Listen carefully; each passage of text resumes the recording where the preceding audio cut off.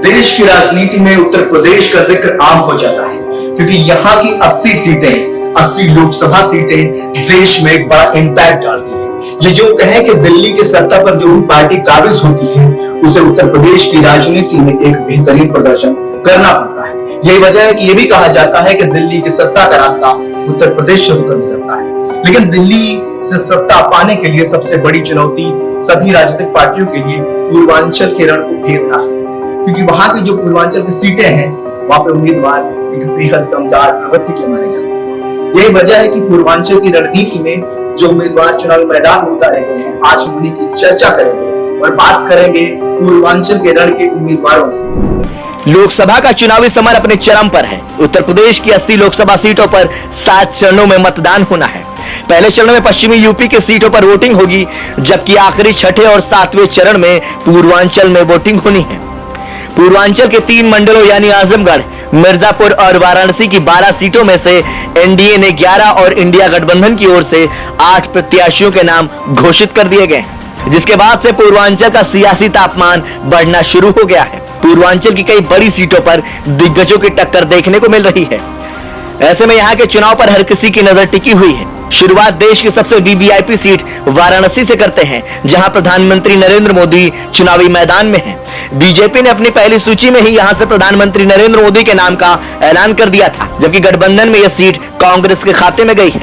कांग्रेस प्रदेश अध्यक्ष अजय राय यहां से सपा कांग्रेस गठबंधन के प्रत्याशी हैं। गाजीपुर में दिलचस्प हुई लड़ाई। दूसरी हाई प्रोफाइल सीट गाजीपुर है। इस सीट से सपा ने मुख्तार अंसारी के भाई और सांसद अफजाल अंसारी को चुनावी मैदान में उतारा है। इस सीट पर मुस्लिम अच्छी खासी तादाद में हैं। ऐसे में यहां सपा मजबूत स्थिति में बताई जा रही है, लेकिन बीजेपी ने आरएसएस से जुड़े पारसनाथ राय को टिकट दिया है। इस सीट पर पिछली बार बसपा से अफजाल अंसारी ने ही जीत दर्ज की थी, लेकिन इस बार वो सपा के टिकट पर चुनावी मैदान में है। वहीं आजमगढ़ लोकसभा सीट पर बीजेपी सांसद दिनेश लाल यादव निरहुआ और अखिलेश यादव के चचेरे भाई धर्मेंद्र यादव के बीच कड़ी टक्कर देखने को मिल रही है। फिलहाल बसपा ने इस सीट पर अपने पत्ते नहीं खोले हैं, जबकि भदोही सीट की बात करें तो वहां से टीएमसी नेता ललितेश पति त्रिपाठी गठबंधन के प्रत्याशी के तौर पर चुनावी मैदान में है। उनका मुकाबला भाजपा के सांसद विनोद बिंद से है। यह भी लड़ाई कांटे की बताई जा रही है। अपना दल के उम्मीदवार यूपी की मिर्जापुर सीट एनडीए में अपना दल एस के खाते में गई है। यहां से केंद्रीय मंत्री अनुप्रिया पटेल का मुकाबला सपा के राजेंद्र बिंद से है, जबकि बसपा ने मनीष त्रिपाठी पर दांव लगाया है।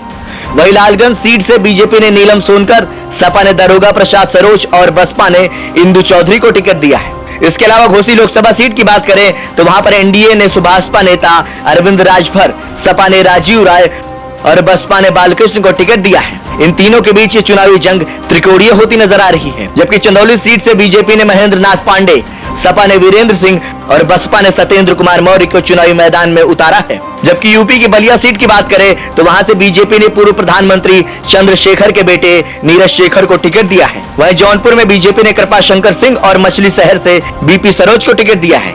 इन तीनों सीटों पर विपक्ष की ओर से अब तक प्रत्याशियों का ऐलान नहीं किया गया है। ऐसे में देखना दिलचस्प होगा कि पूर्वांचल के रण में कौन सी पार्टी बाजी मारती है। ब्यूरो रिपोर्ट, संदेश वाहक।